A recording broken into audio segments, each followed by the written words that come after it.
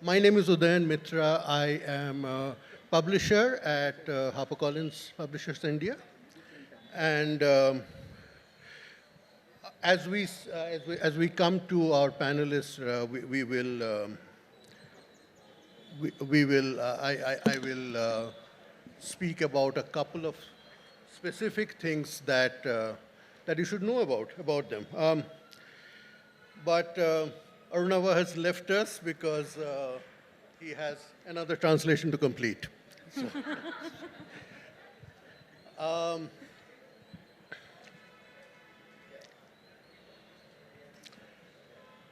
so I want to start off with the question to all of you that this session is called The Age of Translations.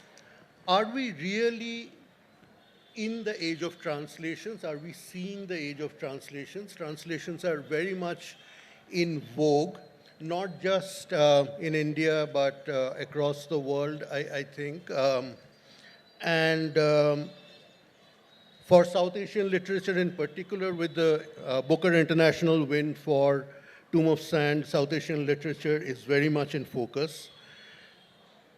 But in general, do you think that people are more interested in translations today than before? Are they reading more translations? And that's both globally. I mean, Sholeh will be able to talk about globally, I think, and in India. How do you perceive it? You want me to start? Yes, as the title says, we are really in an age of translation. A lot of books, we get to read a lot of books in translation these days.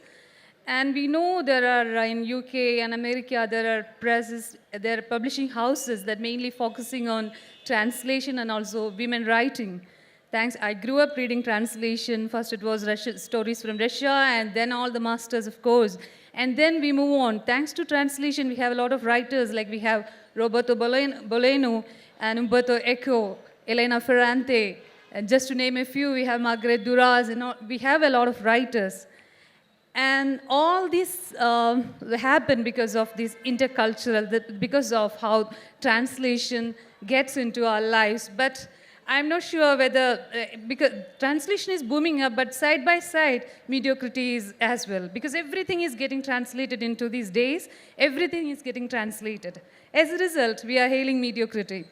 So I think that's a negative side of it.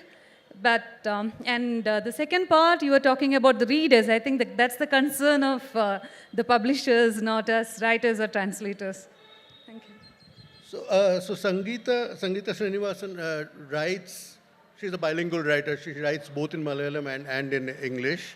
And she also translates both ways. She translates from Malayalam into English. And I think Sarah Joseph's Bodhini you've just translated. And there are other ongoing projects. But she's also, I mean, one of the things that fascinates me is that she has translated Elena Ferrante into Malayalam.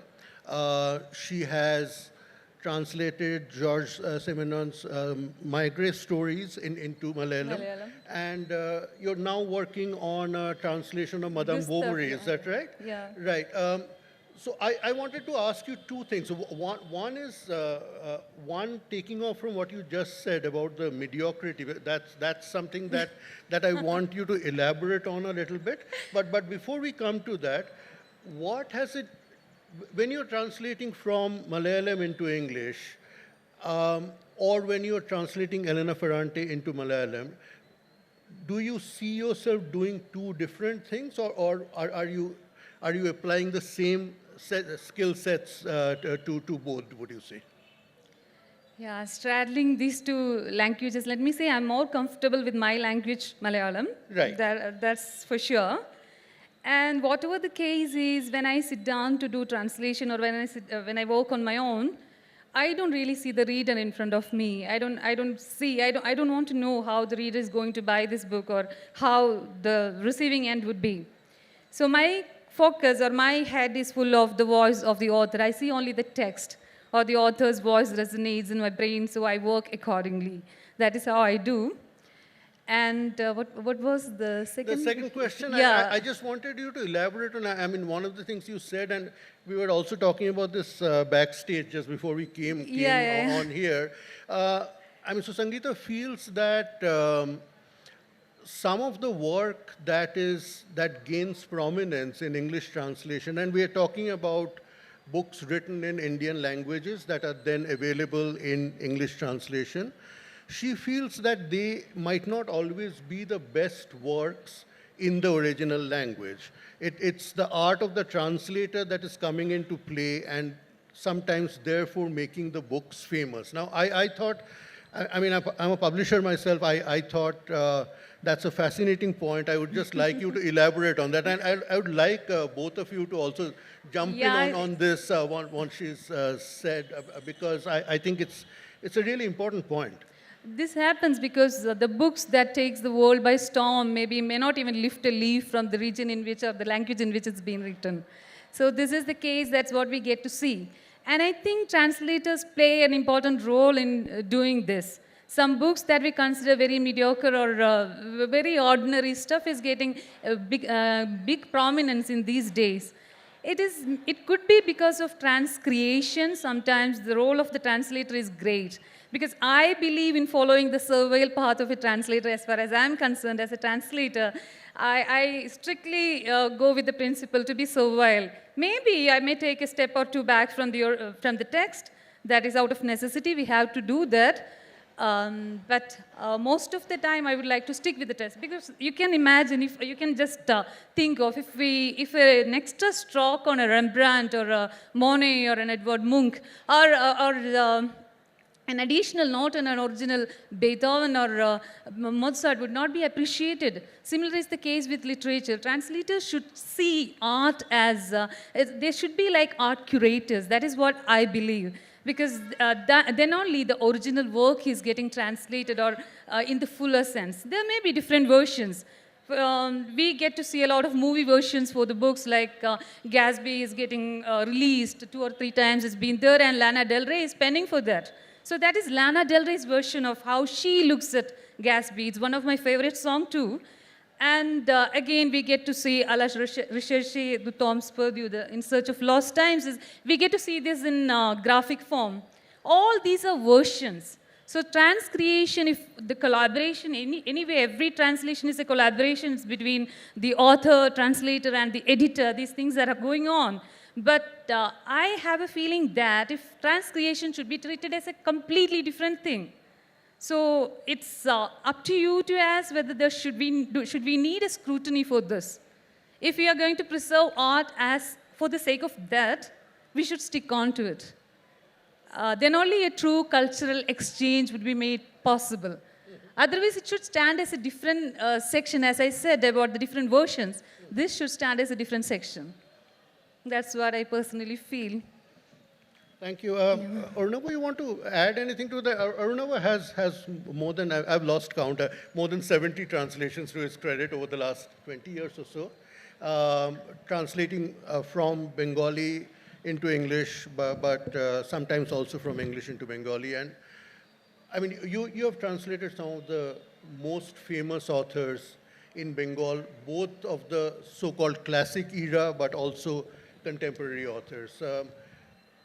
Would you say that sometimes a more average work actually gets prominence at the cost of maybe a lesser known author nationally? I mean, somebody might be very well known in Bengali, but lesser known nationally, who doesn't get currency despite their work actually being of a far superior quality? Difficult to answer this because you're incriminating yourself one way or the other. Yeah. But anyway, so I think that some books may have and I'm not trying to be diplomatic, but I think some books may have a better life in a particular language. Sure. And it can be that what appears to be an average book in, say, Bengali, in my case, suddenly appears to be a very good book in English. But I don't see that as a bad thing. I mean, if the English language is getting a good book as a result of this effort, then I'm all for it, right? And translating one book doesn't mean not translating another. Maybe one translator can only do so much, but the pool of translators is not a finite one. So there is no reason really good writers and their best works should not be translated. If that's not happening, it's only because maybe they have not found their translators, or publishers who, you cannot blame them for this. Publishers have to look towards the market. They feel that this book will not have a life in this new language. And that can be the case for many books. Books that are excellent in one language may not thrive in another, and vice versa. So that can work. But is a translator consciously trying to do it? I doubt it. You don't actually say, I will pick a mediocre work and make it great in translation. You're not going to do that or take that chance. I don't know how frequently that happens, that, deliberately somebody is saying, okay, I'm going to pick something that I think is not a very high quality, and I'm going to put all my translator skills into it to such an extent that it's going to really become this work of art. So, yeah. Sholeh, just a couple of minutes before we come to you, because it's a related question which I wanted to ask. Sometimes we see, and because you made the point about books working differently in different languages. Something in Bengali, I'm saying Bengali because you translate from Bengali. Something in Bengali might be iconic or an absolute bestseller. And but in English translation, it seems to have limited resonance sometimes. Do you think that's part of the package? I mean, we as publishers wouldn't know any better. We would think that since something is a major work in the original, enough people would be interested in reading it in English as well. We are not always right. What is your take on this as a translator? I think it's entirely possible. So for one thing, you have to locate the success of the book in a particular time and place. It could be that it was very successful at one point in history. That part of history has passed us by, and we're still sitting on its past success and thinking it'll do just as well now. Or more importantly, I would say, it's not even so much how many copies it will sell as whether it will at all resonate with any number of users, readers, whether it's small or large. Entirely possible. The risk is more as you get closer to contemporary works, because there very often writers are talking to a very, to an audience that is just around them in a particular culture, in a particular context of current events and so on. And sometimes those may be completely out of place. Then this is particularly true when you go from, let's say, a language that belongs to a local area, such as Bangla, into English, which in India is read across the country, and therefore not by a uniform human, one kind of reader alone. And the variety in the reader is even more when you go outside the country. So to appeal to all of these may not always be, it may not always work, even if it worked particularly well in its own context. So I think it's eminently possible, and a really good seasoned publisher or editor will know when you are running that risk. The translator may be very enamored of the work and may not be thinking along those lines. Sholeh, will come to you. Sholeh Wolpe, who you might have seen in a couple of sessions earlier in the day as well, she's a poet and a playwright from Iran, as well as a translator. And Sholeh, I wanted to ask you, so translation is about crossing boundaries, right? It's about crossing language boundaries, obviously, but also about crossing geographical and cultural boundaries. That's part of what you do as a translator. You have translated the Sufi poet Attar's The Conference of the Birds, and this is a new translation. What was that experience like? Why did you choose that particular work? We can talk about that first, and then I'll come to the other thing that really fascinates me. I mean, Sangeetha's translation of Elena Ferrante, and then Sholeh has translated Walt Whitman. And I wanted to ask her what that experience has been like. Okay. So my experience with translation is a bit different, right? I'm not a professional translator. I am a poet who translates. Why do I translate? Because I honestly believe, and I'm not naive, believe me, I believe that literature and the arts is what's going to save our world. It's the only thing that remains from thousands of years ago. Here. Right? Yep. So that's what's going. So translation plays a very, very important role because that's what's going to act as a bridge between cultures and people, right? Okay, so I translate poetry. Now that's a different beast, right? I believe that if you cannot recreate a poem to read as a poem in the target language, you better leave it alone because you have otherwise murdered it. I refuse to transport a poem from one language to another and deliver a corpse of that poem, right? So you were asking me why I translated Attar's The Conference of the Birds. Who was Attar? 12th century Sufi mystic poet. Rumi considered him his master. It had been translated before by a male scholar, and it was all in rhyme. And I heard from people over and over, we want to read Attar, but we can't get through the book. So here is what I call recreation. The book needed to be recreated. So I approached it as a writer, as even a playwright, as a poet, to recreate the book. So that's why. The other interesting point, and then you can move on to the other thing, is that we got to pay attention to details. Like, for example, in Persian, there is no gender pronoun. We don't have he or she.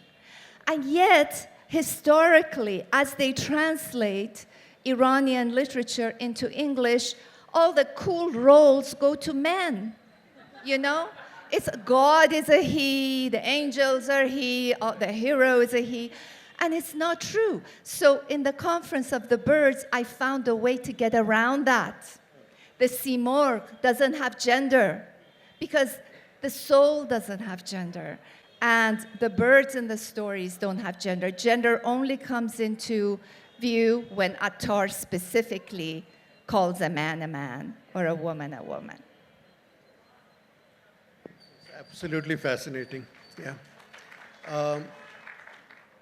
Tell us a little bit about your experience of translating Walt Whitman and getting it published. Okay, so I'm not prejudiced, but Walt Whitman is far more beautiful in Persian. Listen to this. جشن میگیرم خود را میسرایم خود را و هرچه از آن من از آن تو خواهد بود چرا که هر ذره من به همان مایه جوهر فرد توست. Come on, Whitman. Wow. You gotta love that. So this was a project that was sponsored by University of Iowa's international program. They translated Walt Whitman into 20 languages. I was the Persian translator. I co-translated it with Mohsen Ahmadi. It was published online. It's been over 8-9 years. We cannot publish it in Iran. Why? Because Walt Whitman is not, he's considered a homosexual because his language is a little bit sexual. This government must go. And all the women right now are in the forefront of this movement, and power to them.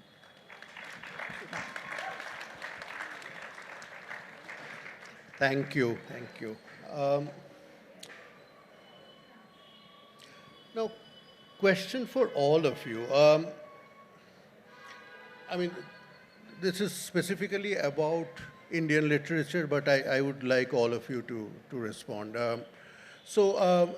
We have the Artakalata prizes being announced tomorrow. The fiction prize, there are 6 shortlisted books, of which 5 are translations. Another very prestigious award, which was given out last month, had a short list of 5 books, all were translations. Are we really, and so, going back to our session topic, the age of translations, are we really at a time when the finest Indian writing is happening in the Indian languages rather than in Indian writing in English? I know this is a provocative question. Please be as frank as you can. Sangeetha writes in both languages, so she can answer this one. Yeah, I don't think I judge a book by the awards it bags. I don't do that at all. And also, and it's not that I'm against awards or anything, but luring people with big prizes, big monies, it's like I don't go for that. That's one point of view. And I write in both languages, as you said, but what was the point again? I missed it. Is translated literature now outshining English? Oh, yeah. Yeah, a lot of good translations are coming, a lot of good works are coming, and in a way, it's outshining Indian English writing, original writing, yeah. Translations are coming to the forefront, yeah, truly. Arunava, your thoughts? Yeah. So the great books were always there in all these other non-English Indian languages. This is very true. Yes. Right. So it's only the act of translation that is kind of forcing us to compare them with books written in English in the first version. Yeah. I don't know that this competition or rivalry is a valid one. Okay. Because it is, perhaps we're in a moment of time when there is a little bit of a drop in the excitement around books written in English, but that's not going to be permanent. Mm-hmm. But what I have to admit is that the fact that the books that have come out of these other languages into English have so expanded the scope of literature that you can read in English, that your very basis of comparison has changed. Right. Earlier, you were pitting one book written in English against another written in English. Now you're seeing that, wow, there are all these other worlds that, that are producing these literatures. And very often these writers are not formally trained in literary styles. They are they're very grounded people. They're writing from their own lives, and they're writing from hard lives. They're not writing from intellectual pursuits. So I guess in a sense the comparison is inevitable, and at some point, we will see that each will gain from the other, I think. I mean, let's not forget that in the process, by expanding the amount, the kind of books that are now written in English via translation and read, those writing in English can also now trace their own traditions and their inspirations back to a much wider kind of literature. This is the hope that we also have as publishers, absolutely, and as readers, I think. So that will be reflected, I'm sure, over the next few years. Yeah. Sholeh, any thoughts on this? This is an India-specific question, but if you have any thoughts on this. No, it's great. I think translation is important. Are we going to see, and just keeping an eye on the clock, are we going to see sometime soon a work written in an Indian language that is going to have, or works written in an Indian language by one or more authors, that's going to have as much international resonance as, say, the writings of an Amitav Ghosh or Chitra Banerjee Divakaruni have, who both write in English? Are we going to see works in translation from Indian languages that will have the same resonance as same kind of international resonance, yeah. International resonance as the works of I think we already have those works. Yes, we already have. Point is, are those works getting out there? That's what I'm saying. No, I'm saying, will they have the kind of international resonance? Well, Udayan, you represent that.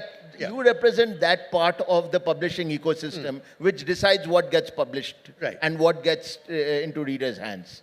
So you'll have to answer this question. You'll have to tell us whether these books are going to get out there or not. Right. No, we do our best. I mean, I think that the lead publishers in India are all publishing a wide variety of translations and very live sort of list of translations coming from a whole different set of publishers. The international resonance is something that worries me personally. I mean, Tomb of Sand, because of the International Booker win, I think partly because of the International Booker win, has had that resonance to a certain extent. But we'll have to see how this keeps going. May I make one quick observation? Yeah. I think that Shunil Gangopadhyay, the Bengali writer, told Amitabh Ghosh that you are a Bengali writer who happens to write in English. To write in English, yes. And I think it's that kind of work that actually gets the most resonance. Right. And there are actually many people writing in English in India who are writing out of their mother tongues. They just happen to be writing in the English. Yeah, yeah. And Sangeetha is one of them. Yeah. Yeah, I mean, books that capture, or writing that captures the context of local culture and regarding the even quality language. as publishers, I think you should take into consideration the limited time a translator gets, leave the limited income. The limited time is very important. Yes. Because writers spend hours, days, and months to reach the right word, more shoes than we are paying translators so that they can do the maximum injustice. We are just pushing them to do a work, produce a work within 3 months or 1 year. So that's a very limited time they get to come up. They are doing the entire work. Whereas writer is spending years or months at least on words, on the arriving at the right word. Yes, I think that's a very important point, and I would like to actually close on that note, that translations are works of art. As much as original creative writing is a work of art, needs the same extent of time, sometimes more time, because you're actually transferring something from one language to another, one context to another. Can I say something to that? Okay, since we have a lot of young people here, you know what? If you are a writer and you're bilingual and bicultural, it is your duty to translate. Because no, seriously, it's what can you do? It's better than going out there with a picket or going out there. This is something you're capable of doing. Right. And also remember, I'm going to teach a class at UCI. I'm a writer in residence at UCI in California. My class is translation and creativity. And I'm going to show my students that through translation, they can improve their own writing. Their creativity will increase. So not only it's a service, but it's also something that will serve your own writing. Thank you. Thank you. That's a very, very good point. We'll close there. Thank you, Sholeh. Thank you, Arunava. Thank you, Sangeetha. Thank you all for being here.